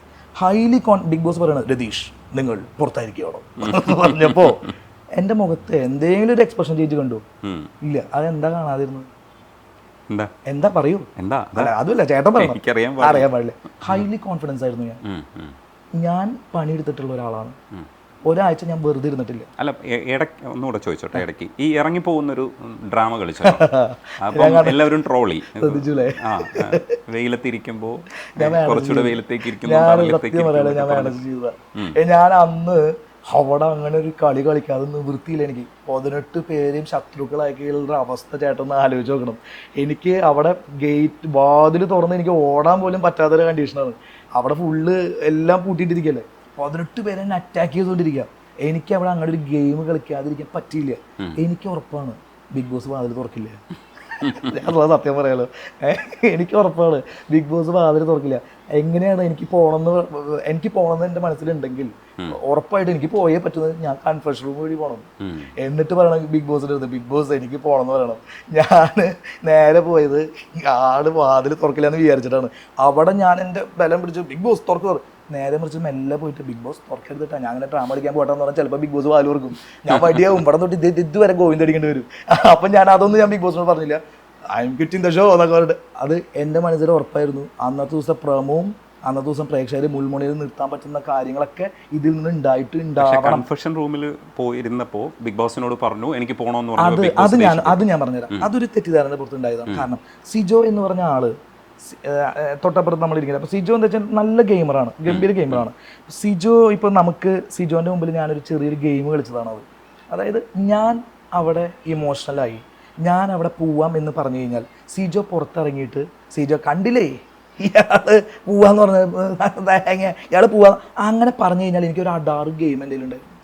ആ ഗെയിം കളിക്കാനുള്ള പരിപാടിയായിരുന്നു. അത് വേറെ ഗെയിമാണ്, അത് ഞാൻ പിന്നെ പറഞ്ഞുതരാം. ആ ഗെയിം കളിക്കാനുള്ള ഞാൻ സിജോന്റെ മുമ്പിൽ വെച്ചിട്ടാണ് ഞാൻ പോവാന്ന് പറഞ്ഞത്. ഇനി അത് കഴിഞ്ഞതിന് ശേഷമാണല്ലോ രജനീഷ് ചേട്ടാ ജയിലില് ഉള്ള സീക്വൻസ് ഉണ്ടായത്. ആ ജയിലിൽ ഞാൻ തകർത്ത ആടായിരുന്നു. മനസ്സുകൊണ്ട് ഞാൻ ജയിലും എനിക്ക് വേണമെന്ന് ആഗ്രഹം ഉണ്ടായിരുന്നു. ഇവരെല്ലാരും കൂടി എനിക്ക് ജയിലിൽ തന്നു. ആ ചെറിയ സ്പേസിനുള്ള എന്ത് ചെയ്യാം, ജയിൽ ആസ്വദിച്ചു. ഞാൻ അവിടെ കടന്നു എൻ്റെ മൊത്തം ഗെയിം ഞാൻ അവിടെ ഇട്ടു, പുറത്തിട്ടിട്ട് സമാധാനമായി. ഇത് അറ്റാക്കിംഗ് ഒന്നും വരില്ലല്ലോ. പിന്നെ ഞാൻ എൻ്റെ ഹ്യൂമർ, ഞാൻ മറ്റേ ഉറുമ്പിനെ കളിപ്പിക്കുന്നത്. ആരാ ഈ ഉറുമ്പിനെ കളിപ്പിക്കുക? ഞാനൊരു ഒരു ചില്ലറ പൈസ കുറവുള്ള പോലെയാണ്. ഞാൻ ഉറുമ്പിട്ട് ടുറ്റരു എന്നിട്ട് മുടിയുടെ അടുത്ത് ഞാൻ പറഞ്ഞു കേട്ടില്ലേ, മുടി അങ്ങോട്ട് വേണം എൻ്റെ വൃത്തിയുടെ ഡാൻസ് എൻ്റെ ടുറ്റു എന്ന് പറഞ്ഞിട്ട് എന്ന് പറഞ്ഞു. അതിന് ഞാനും ജിൻ്റപ്പനും കൂടിയിട്ട് അതിൻ്റെ ഉള്ളിൽ ഞങ്ങളുടെ ഒരു ഫ്രണ്ട്ഷിപ്പിന്റെ ഒരു ഇത് സ്ട്രോങ് ആയത് അതിൻ്റെ ഉള്ളിൽ വെച്ചിട്ടാണ്. പിന്നെ ജാൻമണിയായിട്ട് മുറുക്കിന്റെ ഒരു സംഭവം വൈറലായി എന്ന് പറയുന്നുണ്ട്. ജാൻമണിയുടെ അടുത്ത് ഞാൻ മുറുക്ക് കൊണ്ടുവരും, ഒരു വട്ടത്തിലുള്ള. അപ്പൊ മുറുക്കിന്റെ പേരെന്താ? മുറുക്കിന് അങ്ങനെ പേരൊന്നുമില്ല, മുറുക്കിന്റെ പേര് മുറുക്ക് തന്നെയാണ്. വട്ടത്തിലുള്ള സാധനം, വൃത്തിയുടെ സാധനം കഴിക്കാൻ പറ്റില്ല, ഞങ്ങൾ കഴിച്ചോളാം, ഒന്ന് കൊണ്ടുവരുന്നത്. അപ്പൊ അതൊക്കെ ഈ സീക്വൻസുകളൊക്കെ ഉണ്ടായതിനു ശേഷം ഉണ്ടായതാണ്. എനിക്ക് സമയം കിട്ടിയപ്പോൾ ഉണ്ടായതാ. അതെ, സമയം കുറവായിരുന്നു. അപ്പൊ ഞാൻ പറയുന്നത് എനിക്ക് പോണം എന്ന് പറഞ്ഞ ആൾ അവിടെ ഡള്ളായിട്ടല്ലേ ഇരിക്കണ്ടേ അല്ലേ? ഞാൻ എന്നിട്ട് എന്റെ ജിൻ്റപ്പനെ ഞാൻ ചോറ് മറ്റേ ഭക്ഷണം ഫുഡ് വന്നപ്പോൾ ഞാൻ ജിൻ്റപ്പൻ്റെ അടുത്ത് കഴിക്കാൻ പറഞ്ഞു. ഞാൻ അവനെ ഊട്ടി. എന്നിട്ട് മതിയായ നിനക്ക് മതിയായി, വയറ് നിറഞ്ഞില്ല എൻ്റെ കൂട്ടിന് വയറ് നിറഞ്ഞു, ഇനി ചേട്ടൻ കഴിച്ചോട്ടെ. അപ്പോൾ പിന്നെന്താ കഴിച്ചോളാം, ഞാൻ കൂട്ടാൻ വെച്ചിട്ട് നല്ല അപ്പം ഞാൻ പറയണത് എന്താ വെച്ച് കഴിഞ്ഞാൽ അങ്ങനെ പോണെന്ന് പറഞ്ഞ ആൾക്ക് ഇങ്ങനെ ഗെയിം കളിക്കാൻ പറ്റൂ? ഞാൻ ഫുള്ള് ഗെയിമായിരുന്നു. ശരിക്കും വേറൊരു കാര്യം എന്ന് പറയാം, ജിൻഡോയുടെ ഒരു നിഷ്കളങ്കത ശരിക്കും ആൾക്കാർക്ക് കൂടെ മനസ്സിലായി. ഞാനാണ് കൊണ്ടുവന്നത്. ജിൻഡോന്റെ ഓരോ എക്സ്പ്രഷൻസും കാണുമ്പോൾ അത് ഇപ്പൊ എനിക്ക് സന്തോഷം. ഏഷ്യാനെറ്റ് പ്രേക്ഷകർ ബിഗ് ബോസ് ഒക്കെ അംഗീകരിച്ചു അവൻ നിഷ്കളങ്കനാന്നുള്ള കാര്യം. അവൻ നിഷ്കളങ്കനാണ് എന്നുള്ള കാര്യം കണ്ടുപിടിച്ചത് ഞാനാണ്. അവൻ്റെ ഓരോ പ്രവർത്തികൾ, ഇവൻ ഈ ജിമ്മൊക്കെ വെച്ചിട്ട് വന്നിട്ട് ഞങ്ങൾ തമ്മിൽ ഭയങ്കര വഴക്കൂടിയുണ്ട്. അത് കണ്ടിട്ടുണ്ടോന്ന് അറിയില്ല. അതായത് ജിൻ്റെ ഒപ്പം നീ ആരടാ, അപ്പം ഞാൻ നീ ആരടാ, അവൻ്റെ ഒരെണ്ണം കിട്ടി കഴിഞ്ഞാൽ മറ്റേ വാൾ പോസ്റ്റ് ആവും. അത് വേറെ സംഭവം. പക്ഷെ ഞാൻ തിരിച്ചങ്ങോട്ട് പറയുന്നുണ്ട് നീ ആരടാ, നീ വാടാ വാടാ. കുറച്ച് കഴിഞ്ഞാൽ ജിൻ്റെ ഒപ്പം വന്നിട്ട് പറയും ആ രതീഷ എന്താ അതെന്ന് പറയും. ഞാനും അതങ്ങനെയാവും. ഞാൻ പട്ടിണി കടന്ന് അവിടെ കടന്നപ്പോൾ എന്നെ വായിൽ ഊട്ടി തന്നത് അവനാ, അറിയോ? അതായത് ഞാൻ പുറത്ത് എന്നെ ശിക്ഷിച്ച് ഞാൻ പുറത്തിരിക്കുകയായിരുന്നു. അപ്പം നീ അത് ജാനു ഉണ്ട്, ജാനു ആണ് എന്നെ ഭക്ഷണം കഴിക്കാൻ വിളിക്കുക, രതീഷ് ചേട്ടാ വന്ന് ഭക്ഷണം കഴിക്കുക. ഇത്ര പാവം, സത്യം. എനിക്ക് അതൊക്കെ ഇപ്പോഴും എൻ്റെ മനസ്സിൽ എൻ്റെ ഒരു തേങ്ങലും വിങ്ങലായിട്ട് കിടക്കുകയാണ്. ആ കുട്ടി ഞാൻ ഭക്ഷണം കഴിക്കാൻ വേണ്ടി ഏറ്റവും കൂടുതൽ ആ വീട്ടിൽ വിളിച്ചിട്ടുള്ളത് ജിൻഡോയും ജാനുവാണ്. ജാനു രതീഷ് ചേട്ടൻ ഭക്ഷണം കഴിക്കുക, രതീഷ് ചേട്ടൻ വാ രതീഷ്. അപ്പം ഞാൻ പിണങ്ങിയിരിക്കുകയാണ്. എൻ്റെ ഭക്ഷണം നിഷേധിച്ചതല്ല, എനിക്കിനി ഭക്ഷണം വേണ്ട എന്ന് പറഞ്ഞാൽ ഞാൻ പിണങ്ങിയിരിക്കണം. അപ്പം രതീഷ് ചേട്ടാ ആരോഗ്യം ശ്രദ്ധിക്കണം, രതീഷ് ചേട്ടാ ഇത്ര നല്ല കുട്ടിയാണ് പാവം.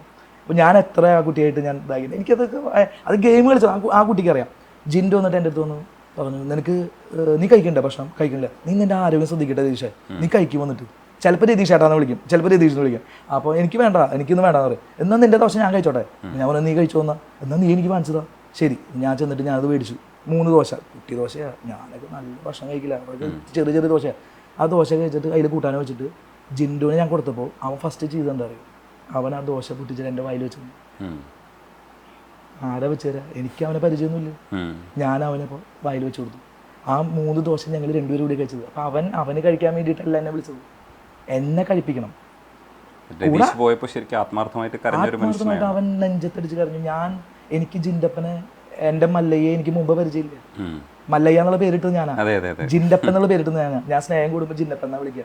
അവനെ എനിക്ക് പിന്നെ ജയിലിൽ വെച്ചിട്ടൊക്കെ അവൻ ഓരോ കാര്യങ്ങൾ സംസാരിക്കുമ്പോഴൊക്കെ ഞാൻ അവൻ്റെ അടുത്ത് പറഞ്ഞിട്ടുണ്ട്, എടാ നീ സംസാരിക്കുമ്പോൾ എനിക്ക് ചിരി വരികയാണ്, ഞാൻ കുറേ ചിരിക്കും. അതേപോലെ അവൻ അവിടെ ഗെയിം അവിടെ മറ്റേ സിജോ എന്തോ ചെയ്തു എന്നൊക്കെ പറഞ്ഞിട്ട് കിടക്കലുണ്ടായിട്ടുണ്ടായിരുന്നു അവിടെ. ഞാനും അവനും കൂടിയിട്ട് ഒരു റൂമിലാണ് കിടക്കുന്നത്, അപ്പുറത്തിപ്പുറത്താണ് കിടക്കുന്നത്, 2 കട്ടിലാണ് അപ്പുറത്തിപ്പുറത്ത് കിടക്കുന്നത്. അപ്പോൾ അവൻ അവിടെ മഞ്ഞുകൊണ്ട് കിടക്കുമ്പോൾ എനിക്ക് അതിൻ്റെ ഉള്ളിൽ AC കിടക്കാൻ എനിക്ക് പറ്റുന്നില്ല. അപ്പം ഞാൻ എന്ത് ചെയ്തു, ഞാൻ പുറത്താണ് കിടന്നത്. എന്നിട്ട് ഞാൻ പറഞ്ഞു ജിൻ്റെപ്പാ നീ വന്നടാ, വന്നേ മതി മതി മതി മതി എന്ന് പറഞ്ഞു. അപ്പോൾ നീന്ന് മിണ്ടാതെ പോയേ, അവൻ്റെ നല്ല എക്സ്പ്രഷൻ അവൻ്റെ, നീന്ന് മിണ്ടാതെ പോയത് ദിശ. അയ്യോ എനിക്ക് കരച്ചിട്ട് വരുന്നുണ്ട് കേട്ടോ, ഈ ആനത്തടികളവൻ കരച്ചത്. കുറച്ച് കഴിഞ്ഞിട്ട് ഞാൻ കുറേ രാത്രി കഴിഞ്ഞിട്ട് എനിക്ക് ഉറക്കം വരില്ല, കൊതുക് കടിച്ച് തന്നെ അലമ്പാക്കാണ്. ഞാൻ എന്നിട്ട് ജിൻ്റെപ്പൻ്റെ അടുത്ത് ചെന്നപ്പോൾ ജിൻ്റെപ്പൻ മറ്റേ ചന്ദ്രനിൽ നീലാം സ്ട്രോങ് ഇറങ്ങില്ലേ അതേപോലെ ഇരിക്കുന്നത്. ഇതുവരെ മറ്റേ കോട്ട് സോക്സ് മറ്റേ കൊതുവിനൊരു ഗ്യാപ്പ് അവൻ കൊടുത്തിട്ടില്ല, അതേപോലെ കൊതുക് കയറാത്ത രീതിയിൽ അവൻ സുഖമായിട്ട് കിടന്ന് തുടങ്ങുക. ഞാൻ കൊതുക് കടിച്ചിട്ട് ആകെ ഇതായിട്ട് ഇരിക്കുകയാണ്. എന്നിട്ട് പിറ്റേ ദിവസം രാവിലെ ഞാൻ അവൻ്റെ അടുത്ത് പറഞ്ഞു, ഒരു കൂട്ടുകാരൻ നിലയിൽ എനിക്ക് രാവിലെ ഇരിക്കാൻ പറ്റുള്ളൂ, നീ ഇതുവരെ ചെയ്തത് ഓക്കെ, ബിഗ് ബോസ് കണ്ടിട്ടുണ്ട് ഓക്കെ, ഇനി നീ വിട്ടുപിടിച്ചോ. ബിഗ് ബോസും കണ്ടിട്ടുണ്ട്, പ്രേക്ഷകരും കണ്ടിട്ടുണ്ട്, ഞാനും കണ്ടിട്ടുണ്ട്, ഈ ഇവിടുത്തെ എല്ലാവരും കണ്ടിട്ടുണ്ട്.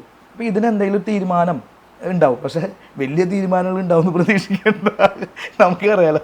അപ്പോൾ അതൊരു ഗെയിമാണ് അവൻ്റെ. എന്നിട്ട് ഞാൻ വരാൻ പറഞ്ഞപ്പോൾ അവൻ വന്നില്ല. അപ്പം ഞാൻ പറഞ്ഞു ഇനി നീ ഇവിടെ കിടക്കുന്നത് ചിലപ്പോൾ നിനക്ക് നെഗറ്റീവായിട്ട് മാറും, നീ വന്നോ. അത് പറയേണ്ട താമസം ഞാൻ പല്ലേച്ച് കഴിയുമ്പോഴേക്കും പുറത്ത് ആകെ ബഹളമായ സിജോം ഇവനായിട്ട്. കുറച്ച് കഴിഞ്ഞപ്പോൾ ഇവൻ മറ്റേ ഞാൻ ബാഗ് എടുത്തിട്ട് വന്നില്ലേ തിരിച്ച്, ആ ശരി എന്ന് പറഞ്ഞിട്ട് വന്നില്ലേ, അതേപോലെ ഇവൻ വരുന്നു ഒന്ന് ചിരിക്കണു. എന്തേ ചോദിച്ചു, ഒന്നുമില്ലടാ. അപ്സര കൂവി, അത് വെറുതെ തമാശക്ക് സ്നേഹം കൊണ്ട് കേട്ടോ, അല്ലാതെ വേറെ ഒന്നല്ല. അതായത് അപ്സരയും എനിക്ക് ഞാൻ പെട്ടുപോയി ചേട്ടാ. കാരണം അറിയോ, അവരെന്നെ വിളിക്കണില്ല തിരിച്ച്. 18 പേര് ശത്രുക്കളായിട്ടുള്ള അവസ്ഥ തിരിച്ചു വിളിക്കണ്ടേ, ഒരാൾ വിളിക്കണ്ടേ. അതെന്തിനാ വിളിച്ചത്, അതെങ്ങനെ വിളിപ്പിച്ചതാണ് ഞാൻ. കാരണം എന്താ അറിയോ, ഞാൻ വിളിക്കാനുള്ള മാർഗ്ഗമൊക്കെ എൻ്റെ കയ്യിലുണ്ട്. അപ്പൊ ഞാൻ ആ മാർഗ്ഗം ഉപയോഗിച്ചു, ഞാൻ അവിടെ കിടന്ന് ഉറങ്ങി. അപ്പൊ പട്ടി കുറച്ചു. അപ്പൊ ലക്ഷറി പോയിന്റ് പോവും. ഓടി വന്നു ക്യാപ്റ്റൻ അർജുൻ, ഓടി വന്നു അപ്സര, ദേഷ്യേട്ടൻ ഇങ്ങനെ ചെയ്യല്ലേ ദേഷ്യേട്ടൻ അങ്ങനെ ചെയ്യല്ലേ, ഏയ് വേണ്ടോട്ടാ. കുറച്ച് കഴിഞ്ഞപ്പോൾ ദേഷ്യേട്ടൻ ചെയ്യുന്നത് മോശമാണ്, ദേഷ്യേട്ടൻ അപ്സര പറഞ്ഞു ആ ശരി എന്നാ നിങ്ങൾ വിളിച്ച കാരണം വരാൻ പറഞ്ഞിട്ട് ഞാൻ അങ്ങോട്ട് പോയി. അല്ലെങ്കിലത്തെ അവസ്ഥ ഭയങ്കരമാണ്. അപ്പൊ ഞാൻ അവിടെ കടക്കുമ്പോൾ ഈ പട്ടി കുറയ്ക്കുന്നത് എനിക്കറിയാം, അതൊക്കെ ഒരു ഗെയിമിന്റെ ഭാഗമാണ്. പക്ഷെ സത്യം പറയാലോ, ഞാൻ ഇപ്പോഴും പറയാം എനിക്ക് ഗെയിം കളിച്ച് മതിയായിട്ട്. അതെ, നമുക്ക് രണ്ടാമത് പോകാൻ ആലോചിക്കാം, ബിഗ് ബോസിനോട് നമുക്ക് ചോദിക്കാം. ബിഗ് ബോസ് കേൾക്കുന്നുണ്ടല്ലോ, എങ്ങനെയെങ്കിലും. അയ്യോ ഞാനൊരു പാവല്ലേ.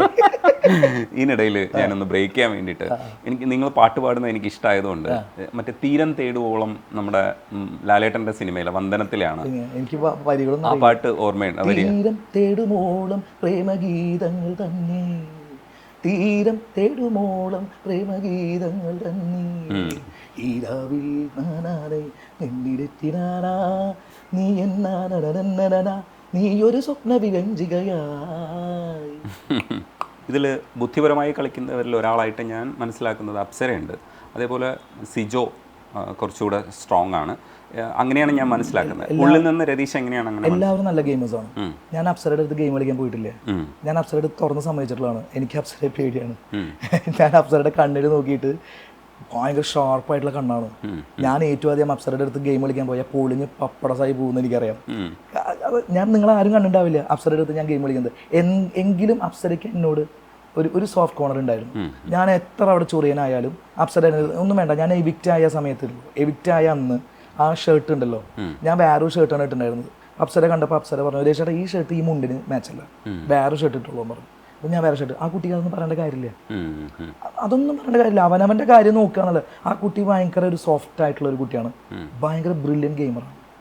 ഞാൻ അപ്സരയുടെ അടുത്ത് പറഞ്ഞിട്ടുള്ളതാണ്, അപ്സര തനിക്ക് അറിയുമോയെന്ന് എനിക്കറിയില്ല, എന്നാലും ഞാൻ തൻ്റെ അടുത്ത് പറയാം. ഞാൻ പറഞ്ഞു കളിക്കുന്ന ഒരാളാണ്. ഞാൻ പറഞ്ഞു, അപ്സര തൻ്റെ അടുത്ത് ഞാൻ ഗെയിം കളിക്കാൻ വന്നിട്ടില്ല. എന്തുകൊണ്ട് വരാത്തത്? പേടിച്ചിട്ടാണ്.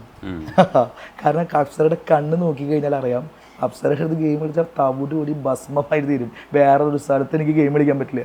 ഞാൻ സേഫ് ആയിട്ടുള്ള ആൾക്കാരുടെ അടുത്ത് തന്നെയാണ് ഗെയിം കളിച്ചിട്ടുള്ളൂ. സിജോൻ്റെ അടുത്ത് ഞാൻ ഗെയിം കളിച്ചിട്ടുണ്ട്, ബാക്കി എല്ലാവരുടെ അടുത്ത് ഞാൻ ഗെയിം കളിച്ചിട്ടുണ്ട്. അപ്സരയുടെ അടുത്ത് മാത്രം ഗെയിം കളിച്ചിട്ടില്ല. കുട്ടി ഭയങ്കര ഷാർപ്പാണ്. അതേപോലെ മറ്റുള്ളവരെ വിലയിരുത്തുമ്പോൾ ഇപ്പോൾ നമുക്ക് അങ്ങനെ ചോദിക്കാൻ ശരിയല്ല, എങ്കിലും നമ്മൾ അത് ചിലതൊക്കെ ക്യൂരിയസ് ആയിട്ട് ചോദിച്ചു പോകും. കാരണം അതിനകത്ത് നിൽക്കുന്നവരിൽ ഇപ്പോൾ റോക്കി പുറത്തേക്ക് വന്നു, ഇനി ഒരു എത്രത്തോളം നല്ല ഗെയിംസ്. ബിഗ് ബോസ് അൺപ്രഡിക്റ്റബിൾ ആണ്, മനസ്സിലായില്ലേ? എല്ലാവരും ഞാൻ പറയട്ടെ, 18 പേരും ഞാൻ ഇറങ്ങിയിട്ട് പിന്നെ 18 പേരുണ്ടായിരുന്നു. 18 പേരും ഗംഭീര ഗെയിമേഴ്സാണ് അവർ. പക്ഷെ അതെന്താ സംഭവം എന്ന് വെച്ച് കഴിഞ്ഞാൽ അവർ അവരുടേതായിട്ടുള്ള സ്പേസ് ഉണ്ടാക്കി കളിക്കണം. ഞാൻ പറഞ്ഞില്ല, അവർ സ്ലോ ഗെയിമേഴ്സാണ്, അവർ മെല്ലെ മെല്ലെ ഗെയിം കളിക്കുന്ന ആൾക്കാരാണ്. കുറച്ച് ഇപ്പം ഞാനൊരു പൊടി കൂടിയെന്ന് ചേട്ടൻ പറഞ്ഞില്ലേ, അതേപോലെ അവർ കുറച്ചൊരു പൊടി കുറവാണ്, ഒന്ന് കയറ്റി പിടിക്കണം. അത്രേ ഉള്ളൂ. എൻ്റെ കുറച്ച് ഓവറാണ്, അല്ലെങ്കിൽ കുറച്ച് ഫാസ്റ്റ് കൂടി എന്ന് പറയുന്നത്. ഞാൻ ഫാസ്റ്റ് കൂടി പിടിച്ചതാണ്.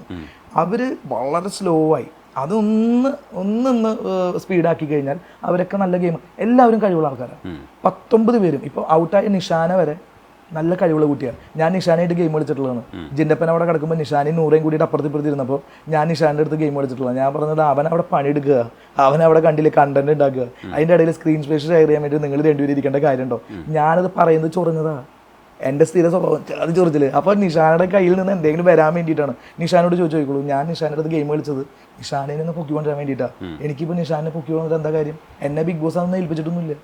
ഞാൻ പക്ഷെ എന്താ വെച്ചാൽ എനിക്ക് എന്നെ നന്നായിട്ട് എതിർക്കുന്ന ആൾക്കാരുടെ അടുത്ത് ഗെയിം കളിക്കാൻ എനിക്കിഷ്ടം. അല്ലാതെ ഒരാൾ വീണ് കിടക്കുന്നവനെ ഞാൻ കുത്താൻ പോകാറില്ല. അതിനകത്ത് വേറൊരു ഗെയിം എന്ന് പറയുന്നത് ജാസ്മിനാണോ ഗബ്രിയാണോ അത് കളിക്കുന്നതെന്ന് അറിഞ്ഞൂടാ. പക്ഷേ ആ ഗെയിം ആർക്കാണ് ഗുണകരമാകുന്നതെന്ന് ചോദിച്ചാൽ എനിക്ക് തോന്നുന്നു ഗബ്രിക്കാണെന്നാണ് തോന്നുന്നത്. എനിക്കറിയില്ല അതെങ്ങനെയാണ് വിലയിരുത്തേണ്ടത്. ഞാൻ അവരുടെ അടുത്ത് പറഞ്ഞിട്ടുള്ളതാണ് മുമ്പേ, അത് രേഷനായിട്ട് കണ്ടു എന്ന് എനിക്കറിയില്ല. ഞാൻ അവരുടെ അടുത്ത് പറഞ്ഞിട്ടുണ്ട്, ലവ് ട്രാക്ക് ഒരു സീസണിൽ മാത്രമേ വിജയിച്ചിട്ടുള്ളൂ, പിന്നുള്ള സീസണിലൊന്നും ലവ് ട്രാക്ക് വിജയിച്ചിട്ടില്ല. എനിക്ക് അവരുടെ അടുത്ത് പറയേണ്ട കാര്യമില്ല. ഞാനൊരു മത്സരാർത്ഥിയാണ്, ഞാൻ കപ്പടിക്കാൻ വേണ്ടിയിട്ടും പോയതാണ്. അതാണ് ഞാനിപ്പോൾ ഇങ്ങനെ ഇരിക്കുന്നത്. നമ്മളൊരിക്കലും കൂടരുത് ചേട്ടാ, ആവേശം കൂടരുത്. 6ാം നമ്പുരാനാവാൻ പോയി അവൻ 1ാം നമ്പുരാനായിട്ട് ഇവിടെ ഇരിക്കുക, അട്ടപ്പുറത്ത് കയറിയിട്ടിരിക്കുകയാണ്. അപ്പോൾ എല്ലാവരും മനസ്സിൽ കപ്പുണ്ടല്ലോ. അവരും എൻ്റെ മുമ്പിൽ എതിർ മത്സരാർത്ഥിയാണ്. എനിക്കത് പറഞ്ഞു കൊടുക്കേണ്ട കാര്യമില്ല. പക്ഷെ ഞാൻ അവരുടെ അടുത്ത് പറഞ്ഞിട്ടുണ്ട്. അപ്പോൾ എടുത്ത വഴിക്ക് അവർക്ക് എന്നോടൊരു ഫ്രീഡം കൂടുതലാണ്. ജാസ്മിനായാലും ഗബ്രിക്കായാലും എടുത്ത വഴിക്ക് ജാസ്മിൻ ഭയങ്കരമായിട്ട് എന്നെ എതിർക്കുന്ന ഒരാളാണ്. കുറച്ച് കഴിയുമ്പോൾ ഇക്കാക്ക എന്ന് പറഞ്ഞിട്ട് പറയും. അപ്പോൾ എൻ്റെ മനസ്സിൽ അപ്പോൾ നിങ്ങൾ രണ്ടുപേരും കൂടി ഒരുമിച്ചിരുന്ന് കഴിഞ്ഞാൽ നിങ്ങൾ അങ്ങനെയാണോ പറയാ, അതാണ് ഇതാണ് തേങ്ങ മാങ്ങ കുറേ ചീത്ത ഞാൻ കേട്ടു. പക്ഷെ ഞാൻ തിരിച്ചങ്ങനെ അങ്ങനെയൊന്നും വല്ലാതെ പോകാറില്ല. കാരണം എപ്പോഴും എനിക്കൊരു അനിയത്തി എന്നുള്ളൊരു സാധനം വന്ന കാരണം. എന്നാലും ഞാൻ ജാസ്മിൻ്റെ അടുത്തൊക്കെ നന്നായിട്ട് എതിർക്കാറുണ്ട് കേട്ടോ. പിന്നെ ഞാനൊരു ലെവൽ വിട്ടിട്ട് ദേഷ്യപ്പെട്ട് കഴിഞ്ഞാൽ ഗബ്രിയാണ് എന്നെ ഒന്ന് കൺട്രോൾ ചെയ്യുക. ഇനി ദേഷ്യമായിട്ട് മിണ്ടി കഴിഞ്ഞാൽ എൻ്റെ പവർ ഉപയോഗിച്ച് അപ്പം ഞാൻ അതിൽ അടങ്ങുന്നതാണ്. എനിക്കിപ്പോൾ അവനോട് ഗെയിം കളിക്കാൻ അറിയാഞ്ഞിട്ടല്ല, പക്ഷെ ഞാൻ അടങ്ങുന്നതാണ്. അപ്പം ഞാനത് എൻ്റെ മനസ്സിൽ തോന്നിയ കാര്യം അവരുടെ അടുത്ത് പറഞ്ഞിട്ടുള്ളതാണ്. അകലെ നിന്ന് കാണുമ്പോൾ ഒരു പ്രേക്ഷകനായിട്ട് ഞാൻ ഇരിക്കുമ്പോൾ നിങ്ങളുടെ ട്രാക്ക് ലവ് ട്രാക്ക് ആണോ എന്ന് എനിക്കൊരു സംശയമുണ്ട്. പക്ഷെ അടുത്ത് നിന്ന് നിങ്ങളുടെ സംസാരം കേൾക്കുമ്പോൾ അതല്ല, വേറെ എന്തൊക്കെയോ അവർ സംസാരിക്കുന്നത്. ഞാൻ വരുന്നവരെ ഇപ്പോൾ ഉണ്ടായ കാര്യങ്ങളൊന്നും അവിടെ നടന്നിട്ടില്ല. ഞാൻ വന്നതിന് ശേഷം നടന്ന കാര്യങ്ങളാണ് ഇപ്പോൾ ചേട്ടൻ്റെ അടുത്ത് ചോദിക്കുന്നത്. ഞാൻ വരുന്നവരെ അപ്പം എൻ്റെ മനസ്സിൽ തോന്നിയത് ഞാൻ പറഞ്ഞിട്ടുണ്ട്. ഇനിയിപ്പോൾ ഞാൻ അപ്പോഴും അവിടെ വെച്ചിട്ട് ഞാൻ എന്നിട്ട് പറഞ്ഞു, നിങ്ങൾ പ്രേമിച്ചാലും എനിക്ക് ഉണ്ടാവുണ്ടാ, പ്രേമിച്ചില്ലെങ്കിൽ എനിക്ക് ഉണ്ടാവുണ്ടാ, എനിക്കെന്ത് തേങ്ങയാന്ന് പറഞ്ഞിട്ട് ഞാൻ അവിടുന്ന് പോകുന്നത്. അത് തന്നെ ഇപ്പോഴും പറയണത്, അവരെന്ത് കാണിച്ചാലും എനിക്ക് ഉണ്ടാവണ്ടേ തന്നെയാണ്. അല്ലാതെ ഞാൻ പറയാളൊക്കെ പറഞ്ഞു കഴിഞ്ഞു, ഇനിയൊക്കെ അവരെ നോക്കേണ്ടതാണ്. അവരുടെ ഒരു കാര്യം കൂടെ ചോദിക്കാനുള്ളത്, ഈ ബിഗ് ബോസ് മാറ്റിപ്പിടിച്ചതാണ്. ഈ ബിഗ് ബോസിന്റെ അധികാരങ്ങളാണ് ഇപ്പോൾ പവർ ടീമിന് കൊടുത്തത്. ഒരുപക്ഷെ ഈ പവർ ടീമിന് കൊടുത്തപ്പോൾ പവർ ടീം ശരിക്കും ഉപയോഗിച്ചിരുന്നെങ്കിൽ ഒരുപക്ഷെ രതീഷിന് ഈ ഗതി വരില്ലായിരുന്നു എന്നാണ് ഞാൻ മനസ്സിലാക്കുന്നത്. അതായത് ബിഗ് ബോസ് ഉപയോഗിക്കേണ്ട അധികാരങ്ങൾ ശരിയായ സമയത്ത് രതീഷിനെ ട്രാക്കിലേക്ക് വിടാൻ ബിഗ് ബോസിന് കഴിയുമായിരുന്നു. പക്ഷെ അത് പവർ ടീമാണ് ഇപ്പോൾ ചെയ്യേണ്ടത്, ബിഗ് ബോസ് അല്ല ഇടപെടേണ്ടത്. അപ്പോൾ പവർ ടീമിന് അധികാരം കൊടുത്തത് ശരിക്കും മനസ്സിലാക്കി വരാൻ പവർ ടീം ടൈം എടുത്തു. ഇല്ലായിരുന്നെങ്കിൽ ഒരുപക്ഷെ കുറച്ചുകൂടെ നിയന്ത്രിച്ചിരുന്നെങ്കിൽ രതീഷ് എൻ്റർടൈനറായിട്ട് അതിനകത്ത് നിൽക്കുമായിരുന്നു. ഈ ഒബ്സർവേഷൻ എങ്ങനെ കാണും? ഞാൻ പറയട്ടെ, ഞാൻ ബിഗ് ബോസിനോട് ഞാൻ പറയുന്നുണ്ടായിരുന്നു, അതായത് ഞാൻ എൻ്റെ ഒരു കാൽക്കുലേഷൻ തെറ്റിപ്പോയത് ബിഗ് ബോസ് ചരിത്രത്തിൽ ആദ്യമായിട്ടാണ് ഫസ്റ്റ് വീക്ക് എവിക്ഷൻ വരുന്നത്. എൻ്റെ കാൽക്കുലേഷൻ അവിടെ പാളിപ്പോയി. ഞാൻ അതാണ് ബിഗ് ബോസിനെ ഞാൻ ഒരിക്കലും കുറ്റം പറയില്ല. കാരണം ആദ്യത്തെ 3 ദിവസം ഞാൻ നെഗറ്റീവ് സ്പ്രെഡ് ചെയ്ത് കൊടുത്തു. 4ാമത്തെ ദിവസം തൊട്ടാണ് ഞാൻ ഗെയിം ചേഞ്ച് ചെയ്തിട്ട് പ്രേക്ഷകരെ എന്നിലേക്ക് അടുപ്പിച്ചു തുടങ്ങിയത്. ഇത്രയും നല്ലൊരു പ്ലെയർ തന്നെയായിരുന്നു ഞാൻ എന്ന് ഞാൻ വിശ്വസിക്കുന്നു. ഞാൻ ഇറങ്ങിയപ്പോൾ എല്ലാവരും പറയുന്നുണ്ട്, ഇപ്പോൾ ചേട്ടനടക്കം പറയുന്നുണ്ട് ഞാൻ നല്ലൊരു പ്ലെയർ ആയിരുന്നു എന്ന് പറയുന്നുണ്ട്. കുറച്ച് ഓവറായിരുന്നു, എന്നാലും കുഴപ്പമില്ലാത്തൊരു പ്ലെയർ ആയിരുന്നു. ആ പ്ലെയറെ പിടിച്ച് പുറത്താക്കണമെങ്കിൽ അതിലൊരു സത്യസന്ധതയുണ്ട്. പ്രേക്ഷകരുടെ വോട്ട് എനിക്കില്ല, കുറഞ്ഞു. അതായത് പ്രേക്ഷകർ എനിക്ക് ഇഷ്ടപ്പെട്ട് വന്നപ്പോഴേക്കും വോട്ട് ചെയ്യാൻ തുടങ്ങിയപ്പോഴേക്കും വോട്ട് ബാങ്ക് ക്ലോസ് ചെയ്തു. അത് കഴിഞ്ഞിട്ട് ഞാൻ എവിക്റ്റ് ആയതിനു ശേഷം പിന്നെ പ്രേക്ഷകർക്ക് പറയാൻ പറ്റുന്നത് എന്താ, വോക്കലി പറയാം. വോക്കലി എല്ലാവരും പറയുന്നു എന്നെ തിരിച്ചെടുക്കണം. അതേ പ്രേക്ഷകർക്ക് പറ്റുള്ളൂ. കാരണം അവരുടെ കയ്യിൽ നിന്ന് പോയി ഞാൻ. അവർക്ക് ഇനി വോട്ടിലൂടെ എന്നെ സപ്പോർട്ട് ചെയ്യാനുള്ള കാര്യം കഴിഞ്ഞു. അവസാനത്തെ 2 ദിവസം കൊണ്ട് എനിക്ക് 3 ദിവസത്തെ ആ കുറവ് വോട്ട് തരണം ചെയ്യാൻ എനിക്ക് പറ്റിയില്ല. ബിഗ് ബോസ് എടുത്ത തീരുമാനം കറക്റ്റാണ്. ബിഗ് ബോസ് ഒരിക്കലും ഒരാളെ വഞ്ചിക്കില്ല. ആദ്യത്തെ ആഴ്ച എവിക്ഷൻ ഉണ്ട് എന്ന് അറിഞ്ഞാൽ ഞാൻ ഒന്നും കൂടി ഒന്ന് മാറ്റി പിടിച്ചേനെ, സത്യം. അതാണ് എനിക്ക് തെറ്റുപറ്റിയത്. അതാണ് ബിഗ് ബോസ് അൺപ്രഡിക്റ്റബിൾ ആണ്. നമ്മൾ ഒരു പ്ലാനും വെച്ച് പോയാൽ പാളിപ്പോവും. ഞാൻ 2ാമത്തെ ആഴ്ച കഴിഞ്ഞിട്ടാണ് എവിക്ഷൻ ഉണ്ടാവുള്ളൂ എന്ന് ഞാൻ വിചാരിച്ചു. 2 വീക്സ് നമുക്ക് കിട്ടും. അപ്പോൾ ആദ്യത്തെ ആഴ്ച അങ്ങനെ പോട്ടെ. എന്നിട്ട് ഞാൻ ബിഗ് ബോസിനോട് പറയുന്നുണ്ടായിരുന്നു, അടുത്ത ആഴ്ച ഞങ്ങൾ പിടിക്കാൻ പോകുന്നത് RJBB ഗ്രൂപ്പ് കൈറിവാട മക്കളെ ഹ്യൂമറാണ്. ഞാൻ പ്രേക്ഷകർക്കും ബിഗ് ബോസ് ഇൻഡു കൊടുക്കുകയാണ്. കാരണം ഞാൻ ഹ്യൂമറാ പിടിക്കാൻ പോണേ, എന്നെ എങ്ങനെയും നിർത്തണം കേട്ടോ. ഞാൻ നോണ പറയണതല്ല, ഞാൻ സത്യം പറഞ്ഞത് എൻ്റെ മനസ്സിൽ ഇൻറ്റൻഷൻ അതായിരുന്നു. ബിഗ് ബോസ് കേൾക്കണേ, അതായത് ഇതുവരെ ചെയ്തതൊന്നുമല്ല, ഇനിയും എൻ്റെ പുറത്താക്കരുതിട്ടാന്നുള്ളൊരു അപേക്ഷയും കൂടിയാണത്. പവർ ടീമിൻ്റെ കാര്യം എന്ന് വെച്ചാൽ അവർക്ക് ആദ്യത്തെ ആഴ്ചയായ കാരണം അവർക്ക് ഈ പവർ എങ്ങനെ യൂസ് ചെയ്യണമെന്ന് അറിയണില്ലേ. അവർ ഈ ഭക്ഷണം, ഞാൻ അതിലൊക്കെ എതിരാണ് കേട്ടോ. നമ്മളിപ്പോൾ രജനീഷ് ചേട്ടൻ്റെ ഭക്ഷണമൊന്നും ഞാൻ നിഷേധിക്കാൻ പാടില്ല. അത് എനിക്ക് എത്ര പവർ ഉണ്ടെങ്കിലും എത്ര പവർ ഉണ്ടെങ്കിലും ഞാൻ മേടിച്ചു കൊണ്ടുവരുന്ന ഭക്ഷണമാണോ അത്? അല്ല. രജനീഷ് ചേട്ടൻ്റെ ഭക്ഷണം, രജനീഷ് ചേട്ടൻ എന്ത് ഭക്ഷണം കഴിക്കണം എന്ന്, അല്ലെങ്കിൽ രജനീഷ് ചേട്ടൻ കഴിക്കേണ്ട ഭക്ഷണത്തിൻ്റെ പേര് എഴുതി വെച്ചിട്ടുണ്ടെന്ന് പറയാം, അത് രജനീഷ് ചേട്ടൻ കഴിച്ചോളണം. രജനീഷ് ചേട്ടൻ്റെ ഭക്ഷണം നിഷേധിക്കാൻ ഞാൻ ആളല്ല. ഭക്ഷണം നിഷേധിക്കലൊരു ഗെയിമായിട്ട് എനിക്ക് തോന്നുന്നില്ല. അതൊക്കെ ഒരു ശരിയായിട്ടുള്ളൊരു ഗെയിമല്ല എന്ന് ഞാൻ പറയുന്നു. ചേട്ടൻ എന്താ അഭിപ്രായം എന്ന് എനിക്കറിയില്ല, ഞാൻ ചോദിക്കണമില്ല.